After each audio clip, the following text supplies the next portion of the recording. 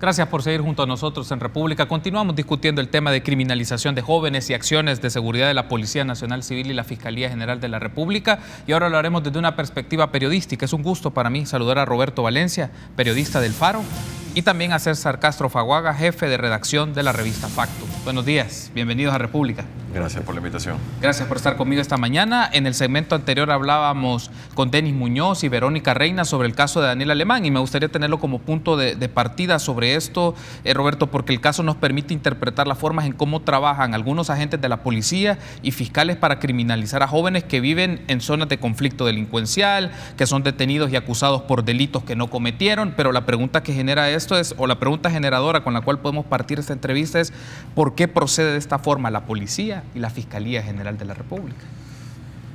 ¿Por qué? Esa es la pregunta del millón. Ojalá tuviera yo una respuesta. Yo lo que sé, bueno, apelando, hay una vieja frase que dice que no hay que dejar que el árbol nos impida ver el bosque. Yo me atrevo a matizar ese viejo dicho. Yo creo que a veces conviene fijarnos en el árbol, sabiendo que hay un bosque detrás. Los casos como el de Daniel Alemán sirven centrarnos, que periodísticamente, que socialmente, que a nivel de ONGs, nos centremos en un caso, sirve para ver qué está ocurriendo. Pero, repito, creo que es muy importante que no perdamos la perspectiva de que detrás hay un bosque. ¿Ese bosque cuál es? Es un bosque de un patrón de comportamientos, digámoslo suavemente, cuestionables en el modo de actuar tanto de la Fiscalía General de la República como de la Policía Nacional Civil. Daniel Alemán es uno de esos árboles, pero hay otro que yo en lo personal trabajé mucho, que es Miguel Deras. Ya hay una serie de denuncias acumuladas, de trabajos, de informes de ONGs, informes muy serios, que invitan a pensar que existe realmente un patrón que permite poner en duda si esa expresión de la pronta y cumplida justicia se aplica a cabalidad en un supuesto Estado de Derecho como es El Salvador. Hay un asunto ya en función de esta idea que Roberto nos ofrece, César, hay que ver en algunos casos la particularidad de casos muy concretos que luego nos permitan analizar patrones en cómo opera la Policía Nacional Civil y la Fiscalía General de la República. Y que en función de esta pregunta, ¿por qué proceden de esta manera? Nos explicaba Denis que había fraude procesal en los dos casos que se llevaban de Daniel, uno por tenencia de drogas y el otro por extorsión agravada, pero la implicación de este caso, que digamos, si esto no se hubiera movido a nivel jurídico por su representante legal y por su familia, Daniel hubiera estado cumpliendo una sentencia de 18 años en la cárcel, digamos, y al grado de justicia, ¿cómo le pueden afectar la vida a una persona en particular? Sí, digamos que el caso de Daniel es muy importante porque permite, es un caso emblemático porque permite, digamos, descubrir esta realidad que pasa a un montón de gente que no tiene recursos y que es acusada. Esto pasa a diario en los tribunales. Pasa a diario que la policía presenta a una gran cantidad de personas a las que acusa de diversos delitos. Incluso hay presentaciones como esta que hicieron en el Parque Libertad, por ejemplo, donde exponen a las personas en este momento sin saber que son condenadas o no, y ya están dando por antemano una condena. Este caso, si no hubiera sido por su hermana, por la presión que ella ha hecho, por el activismo que ella ha hecho, probablemente, así como vos decís, él hubiera pasado un montón de tiempo en la cárcel. Y lo que vemos a lo largo de los últimos años es que cada vez más, tanto la policía destina una gran cantidad de recursos en este tipo de casos, y la Fiscalía especialmente, cuando ya se había probado que Denis no tenía nada que ver con la implantación de droga, y aún así siguen insistiendo. Daniel Alemán, siguen insistiendo en esto, gastando recursos del Estado, cuando era a todas luces claro que no había una implicación más allá de eso. Ya parecía un empecinamiento de la Fiscalía por tratar de demostrar que Daniel era culpable. Nosotros hemos visto casos, por ejemplo, de vendedoras que han sido acusadas. Un caso de una señora de Sonzacate, por ejemplo, que pasó y estuvo presa un tiempo y estuvo a punto de ser condenada. Y luego se das cuenta que no tenía nada que ver, la soltaron y nadie, ni la policía, ni la Fiscalía ha dicho, lo siento. Y la vida de esas personas queda dañada, me atrevería a decir que para siempre. no hay una relación entre lo que pueden comenzar a hacer las autoridades cuando acusan de esta manera y cuando luego lo sueltan y se dan cuenta que no eran responsables de los hechos. Otro de los casos que me gustaría que nos describas un poco, Roberto, revisando y leyendo un poco, tú recién lo mencionaste, es el de Miguel Deras, que fue acusado por ser miembro de pandillas y que había participado presuntamente en la masacre de Opico en marzo de 2016. Luego se comprobó que no estaba involucrado, pero aún así estuvo meses detenidos en la Bartolina. Entonces, también otro caso que muestra esto y en dónde se le acusaba, por qué tipo de acontecimiento y el etiquetaje de terrorista también que la Policía Nacional Civil le había dado a este joven Miguel Deras. Sí, 2 meses echó en unas Bartolinas con pandilleros, no siendo pandillero. Era un caso especialmente emblemático, primero por lo paradigmático del caso, es decir, era un caso al que el Estado le había apostado con todo, como se dice, había puesto a sus mejores fiscales, a sus mejores policías a investigar la masacre que prácticamente terminó siendo un giro en cuanto a políticas públicas por lo que ocurrió después de aquella masacre, en cuanto a implementación de medidas extraordinarias, etcétera, etcétera. En ese caso emblemático se les coló un joven que no es que fuera parte de la pandilla o del entorno y estuviera en duda si había participado en ese hecho en concreto, no tenía nada que ver y eso bastaba una investigación muy superficial.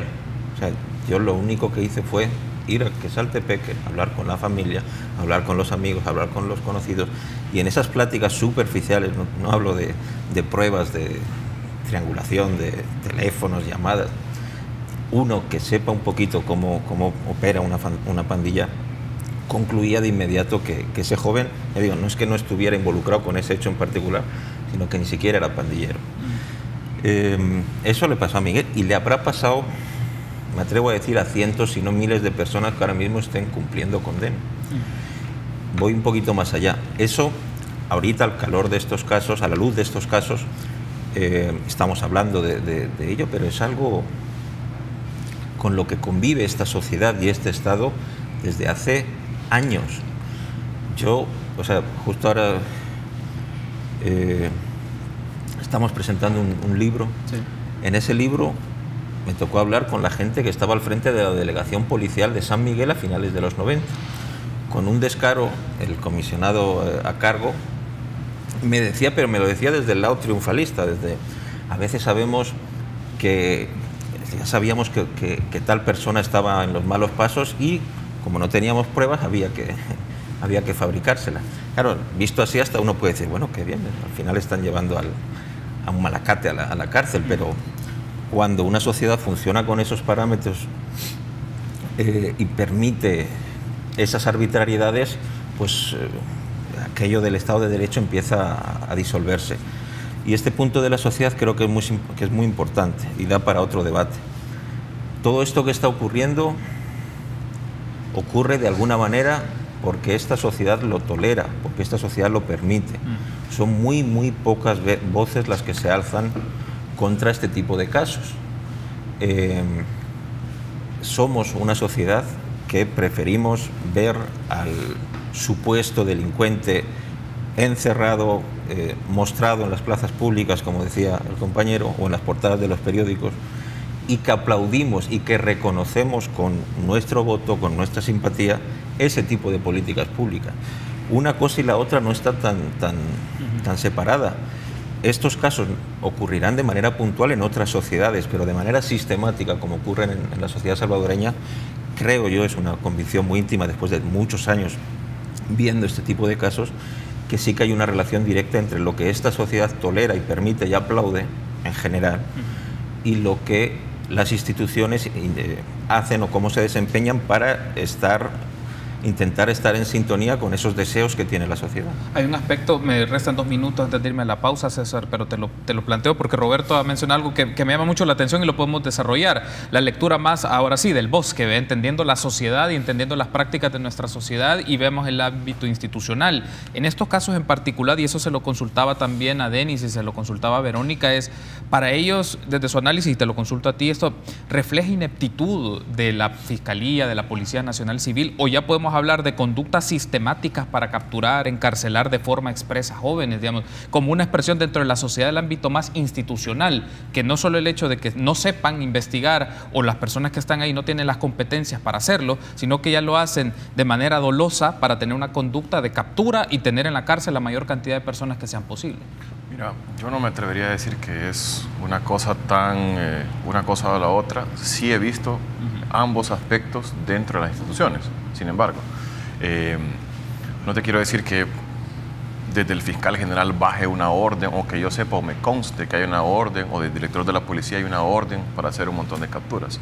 Ahora, sí sé por cosas que hemos reporteado que en algunos casos, algunas delegaciones o algunos policías tienen metas que cumplir, y es capturar un montón de gente.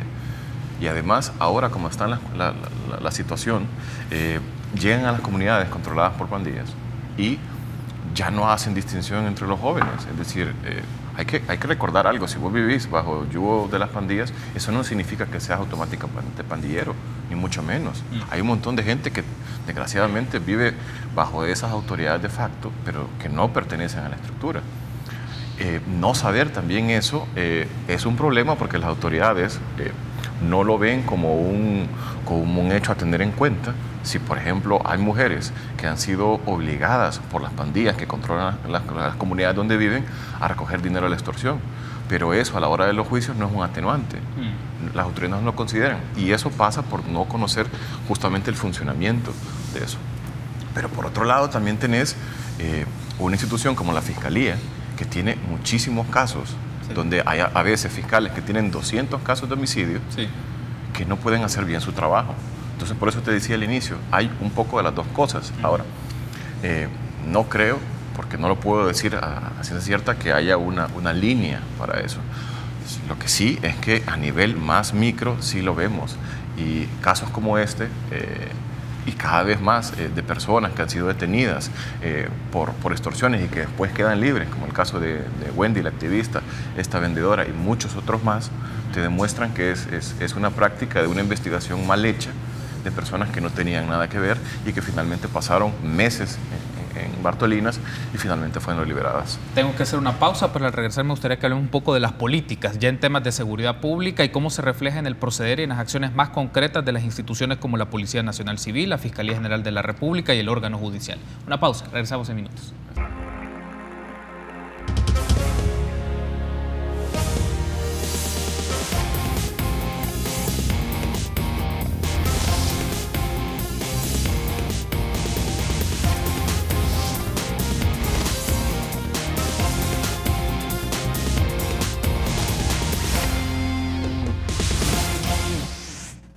Gracias por seguir junto a nosotros en República. Seguimos discutiendo con los periodistas César Castro y Roberto Valencia sobre la criminalización de los jóvenes y las acciones de la Policía Nacional Civil y de la Fiscalía General de la República. Ahora bien, Roberto, otro asunto que discutíamos en el panel anterior, y es este tipo de acciones de capturas de personas, capturas masivas, construcción de casos. ¿Estos se vinculan por coyunturas en particular, o hay hechos generadores, o más bien lo podemos plantear como un patrón de abuso de autoridad y que se refleja y que se exacerba en los discursos oficiales, en las decisiones políticas? ¿Cómo lo valoras? Sí, en sintonía con lo que planteaba en el bloque anterior, el fenómeno no es nuevo. Si uno rasca un poquito en los 90, o sea, partiendo como del 92 para acá, encuentra este tipo de casos. Pero sí, compro perfectamente tu argumento de que hay, digamos, olas y hay momentos en función de las políticas públicas que se están implementando, en los que hay repuntes, en los que hay, digamos, mayor tolerancia o mayor permisividad desde el Estado hacia este tipo de prácticas. En 2015 entramos en uno de esos ciclos. En enero del 2015 hay un discurso emblemático que da el presidente Salvador Sánchez Serén en el Castillo, en la sede central de la Policía Nacional Civil, exactamente el 5 de enero, en el que dice, él llevaba 7 meses en el cargo, se desmarca del gobierno anterior, en la que él era ministro y vicepresidente, pero se desmarca y dice: nosotros no vamos a volver a negociar con pandillas, como pues, implícitamente se decía, como había hecho la administración anterior, y vamos a entrarle con todo a esto. Supongo que alguien, nunca he conseguido que nadie me explique el porqué de ese cambio, porque un año antes estaban sentándose, como están los videos publicados, con pandilleros para ver cómo podían llegar a acuerdos para el tema electoral. Pero en 12 meses se cambia de los videos en los que están sentados personeros de los dos partidos, pero los que están en el gobierno son el FMLN, a esta situación de declaratoria de guerra práctica. Eso empieza en enero del 2015 y ahí hay un punto de inflexión porque se aprueban, se toleran una serie de políticas públicas que van mucho más allá del Ejecutivo, porque la Fiscalía no es parte del Ejecutivo. Sí. Y se desató una especie de tolerancia no solo a casos como el de Daniel, casos todavía mucho más graves, como son las ejecuciones extrajudiciales, y entramos en esa dinámica que, por los tiempos en los que se mueven las instituciones internacionales, los organismos internacionales, comenzó a estallar en forma de acusaciones y de informes en los que el Estado salvadoreño quedaba muy mal parado por todas estas prácticas. Empezó a estallar el año pasado. Periodísticamente había estallado bastante antes. Desde 2015 se están destapando casos, árboles, en los que ya, cuanto menos siendo conservador, había que estar atento a lo que se estaba ocurriendo. La investigación de la masacre de San Blas se publica en julio del 2015 y había ocurrido en marzo. Entonces yo sí creo, sí estoy convencido de que estamos en ese ciclo para arriba. Hago un matiz. A raíz de los informes de Naciones Unidas, etcétera, en el que se cuestionaban las ejecuciones extrajudiciales, las medidas extraordinarias, etcétera, etcétera, todo tipo de violaciones a los derechos humanos, en las prácticas que ya ha hecho suyas el Estado salvadoreño, yo sí he sentido, pero hablo de percepciones, que el Estado como que ha dado un pasito para atrás. Claro, eso no se, en el ámbito judicial no se percibe todavía, porque si es de 6 meses, 8 meses para acá, ahorita lo que llega a los tribunales son los casos que se armaron y se construyeron tiempo atrás. Pero yo sí tengo la sensación de que este año, por ejemplo, el tema de enfrentamientos, supuestos enfrentamientos entre policías y delincuentes y pandilleros en particular, ha bajado drásticamente. Eso alguien optimista podría decir que es porque el problema se está resolviendo. No sé si con eso corro el riesgo de parecer pesimista, pero yo no creo que esa sea la razón. De hecho, este año tenemos más homicidios que el año pasado. Entonces sí, creo que hay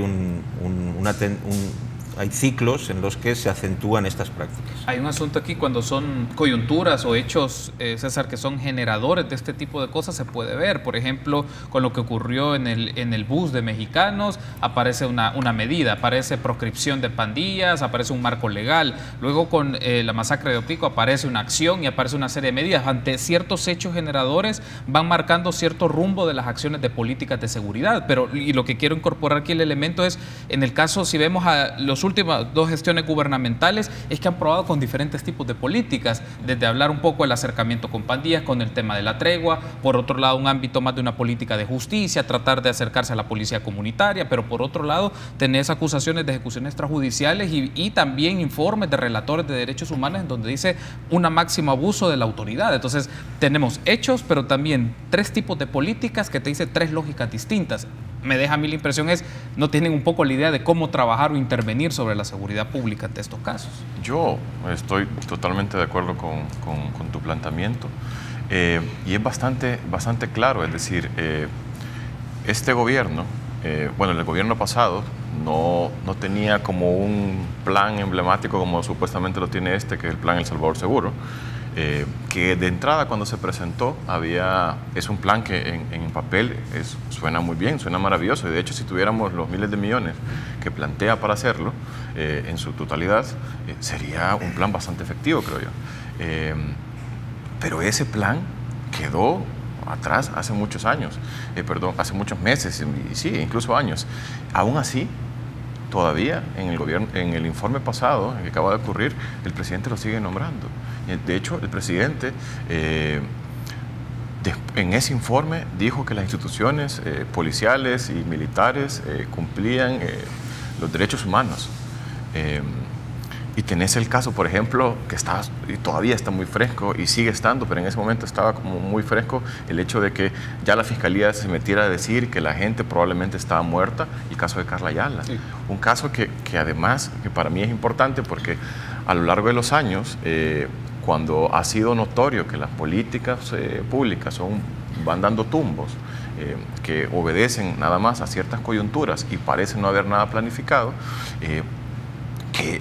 uno que comienza a decir que hay una política o una lógica de exterminio dentro de la Policía Nacional Civil, que cada vez que los tiroteos contra supuestos pandilleros no son tal, sino que son ejecuciones extrajudiciales, llegas a un punto donde aparece que una miembro de la Policía Nacional Civil es asesinada y entonces vos decís, bueno, todo lo que veníamos diciendo de la policía, de cómo la policía se ha degradado por toda esta persecución que hay contra pandilleros, cuando hay hechos fuera de la ley, tiene su punto más álgido cuando ataca a una miembro de la misma institución.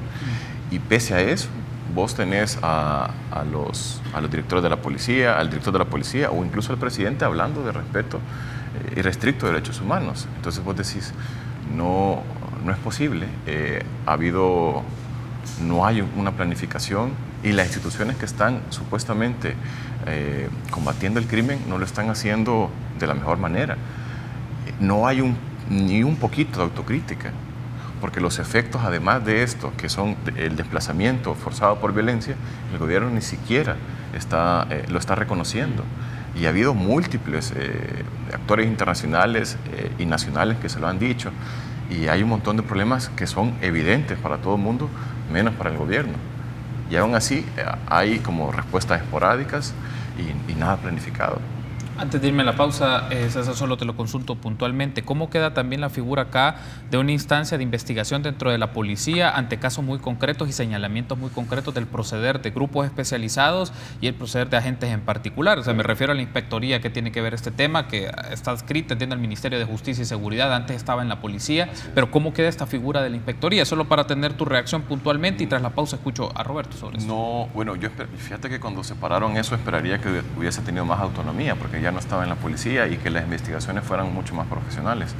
Pero a la luz de los casos, al menos uno que denunciamos nosotros en agosto del año pasado, donde hubo agentes de la Fuerza de Reacción Especializada de la FES, a los días estaban libres y esa investigación no prosperó.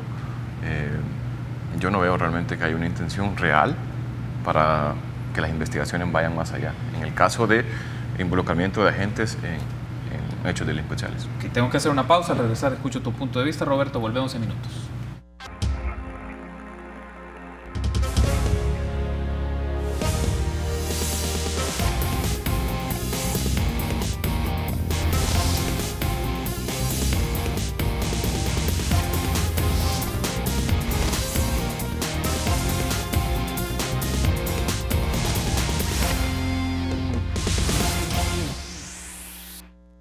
Pública tenía pendiente tu reacción, Roberto, sobre esto de la Inspectoría de Seguridad, que parte de su trabajo es indagar y llevar procedimientos ante acusaciones que se hacen a agentes policiales de cometer delitos o presuntamente cometer delitos, abuso de autoridad, de ejecuciones extrajudiciales, entre otros ámbitos. Entonces, ¿cómo queda en toda esta dinámica de investigación y de la acción de la policía que también genere certeza, pero también que genere seguridad en sus procedimientos y en su depuración interna? Sí, muy rápido. La Inspectoría en esos temas de violaciones de derechos humanos hace la labor que la Corte de Cuentas en cuanto a fiscalización de malversación de fondos del Estado. Es decir, sí, es una institución, hay un papeleo, existen unas leyes, unos reglamentos que amparan su labor, pero en la práctica es, al menos en los años más duros desde que empezó esta etapa represiva marcada desde enero de 2015, ha sido ya no de no investigación exhaustiva, yo me atrevería a etiquetar como encubrimiento.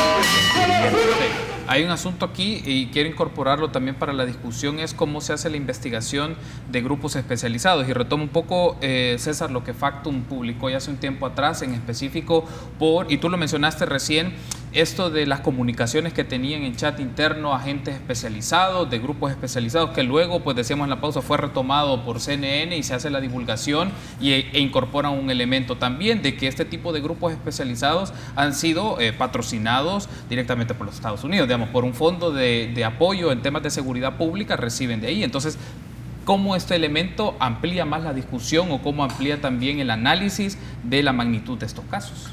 Así es, por eso nosotros cuando se dio la coyuntura en agosto del año pasado y septiembre del año pasado hablábamos de una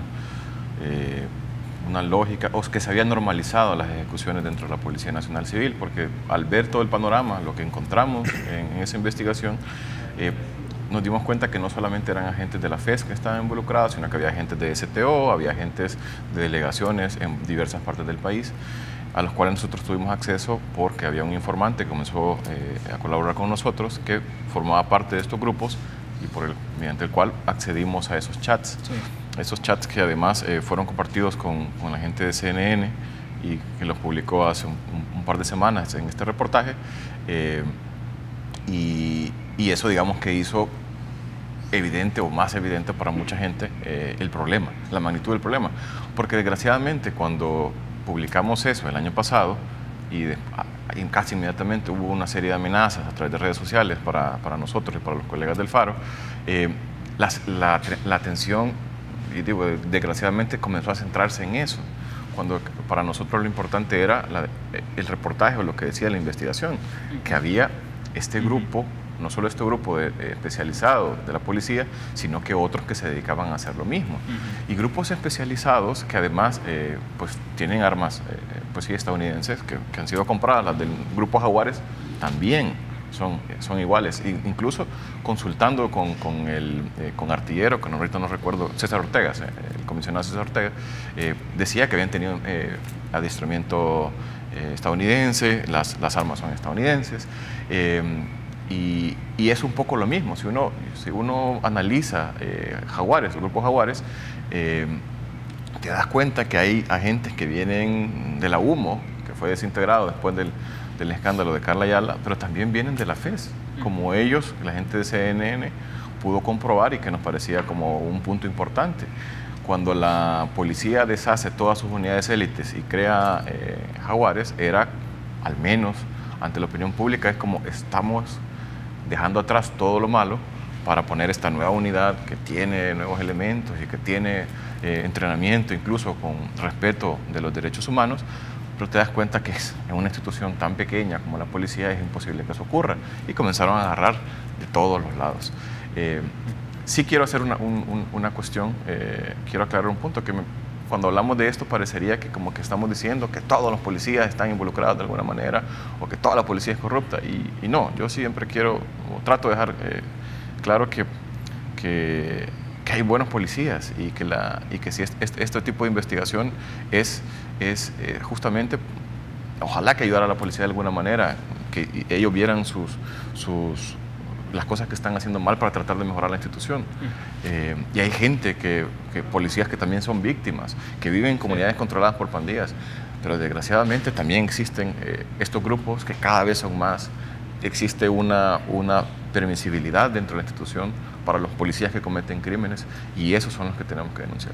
Respecto a lo que publicó Factum, pero lo que también divulgó CNN, aparece, Roberto, el tema de un informe en el cual ya se está hablando de ejecuciones extrajudiciales, y lo que esto ya marca, es decir, la presión que puede venir de un agente externo o un agente que tiene que ver con vínculos de cooperación en materia de seguridad, como el gobierno de los Estados Unidos al gobierno de El Salvador, que obligaría a atenuar, a modificar la estrategia o en principio a disminuir un poco esto. Claro, en el ámbito de acción gubernamental, otro ámbito es el tema judicial también de cómo se lleva esto, pero lo quiero incorporar como un elemento más porque puede significarle al gobierno una presión adicional de que se ha publicado y se conoce a nivel nacional y a nivel internacional que este tipo de fondos puede llegar a grupos y grupos que están siendo acusados de cometer delitos y ejecuciones extrajudiciales. Sí, yo entiendo que apela al informe que habían conseguido algún adelanto de Agnes Calamar, que estuvo por aquí. Agnes Calamar se nutrió con lo que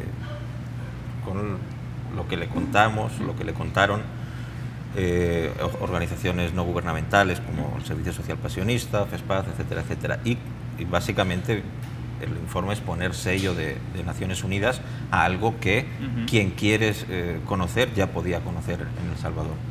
Hay una pregunta que me parece clave. ¿Por qué ocurre todo esto? ¿Por qué ocurre todo esto? ¿Por qué ocurre aquí con esta frecuencia y no ocurre en Nicaragua? No hay que irnos a poner ejemplos de países nórdicos. Ocurre porque esta sociedad de alguna manera lo tolera.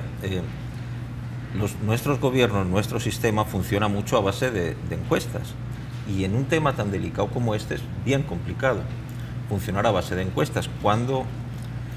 ¿A qué me refiero? Si este gobierno tiene una crisis de seguridad o tiene ciertos indicadores vía encuestas de que la gente les está cuestionando su papel en este tema, en el tema de la seguridad pública, ¿qué hacen? Poner tanquetas en las plazas, sabiendo lo ineficaz de la medida. Pero eso es una medida que es bien recibida por esta sociedad. Por esta sociedad. O sea, en otras sociedades, si tú vas por la calle y se te cruzan 4 soldados con un M16 y encapuchados, sería un escándalo mayúsculo. Escándalo mayúsculo. A eso me refiero a que en esta sociedad hay cierta tolerancia hacia este tipo de comportamientos. Cuando, bajo mi punto de vista, creo yo que no hay que ser un experto en estos temas siquiera para percatarse de que estas apuestas que como sociedad exigimos y como Estado nos dan, estas respuestas que podrían englobarse todas en el término de manodurismo o represión, priorizando estrictamente la represión, son completamente inviables. O sea, el tamaño del problema es tal. Nosotros publicamos la semana pasada la actualización de las cifras de pandilleros que tiene contabilizados, una especie de censo de pandilleros activos hecho por la Policía Nacional Civil, porque estamos repitiendo como mantra desde el año 2011-2012 que salieron los 62.000 antes de la tregua, y la cifra había quedado ahí, la repetíamos, pero no había habido ningún tipo de validación o de desmentido de parte de alguna autoridad capacitada para hacerlo, como es la Policía Nacional Civil, y publicamos esa cifra de un informe muy reciente que conseguimos bajo la mesa, digamos. Ese es el tamaño que tenemos hoy, después de tregua, después de represión brutal. Más pandilleros que hace 5 años, porque entonces se manejó esa cifra de 62.000 y ahora son más de 64.000 censados, de los que 20.000, un poquito menos de 20.000 están encarcelados.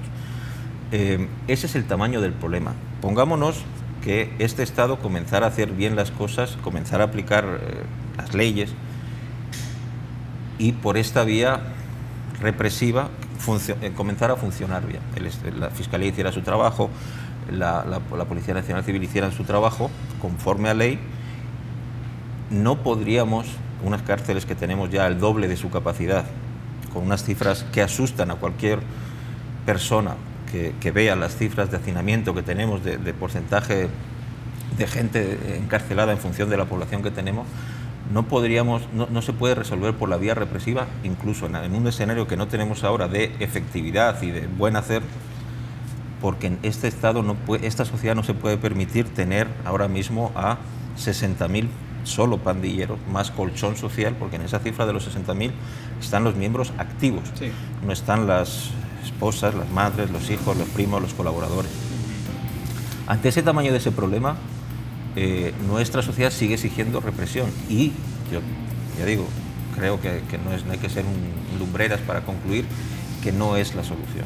Quiero darle las gracias por haberme acompañado. Tenemos pendiente otra plática para hacer esta lectura de por qué la opinión pública y la construcción social promueve acciones punitivas o pide o demanda, y eso tal vez no es científico el asunto, pero revisando los foros, los espacios de divulgación en redes sociales, las reacciones de los periódicos digitales, la gente tiene ese tipo de demandas, y la pregunta es ¿por qué esto? ¿Y por qué se busca legitimar medidas de estas características cuando son totalmente contraproducentes? Roberto, gracias por haberme acompañado. César, gracias, Carlos. Gracias por haberme acompañado. Establecemos entonces un enlace con Luis González de QVL para que nos comente cómo va el programa este jueves. Un gusto saludarte, Luis. ¿Cómo vas? Igualmente, Carlos, buenos días para ti, para tus invitados y para todos nuestros televidentes. Contarte que vamos a tener un programa divertidísimo, lleno de información. Fíjate que dentro de las entrevistas que vamos a tener el día de hoy, vamos a estar hablando acerca del sufrimiento al final de la vida. Y nos va a acompañar la doctora Tatiana Feng, quien es máster en cuidados paliativos. También vamos a tener a la doctora Lilian del Carmen de Ocegueda, y nos va a hablar de la planificación familiar, cómo utilizarla, cuál es el mejor método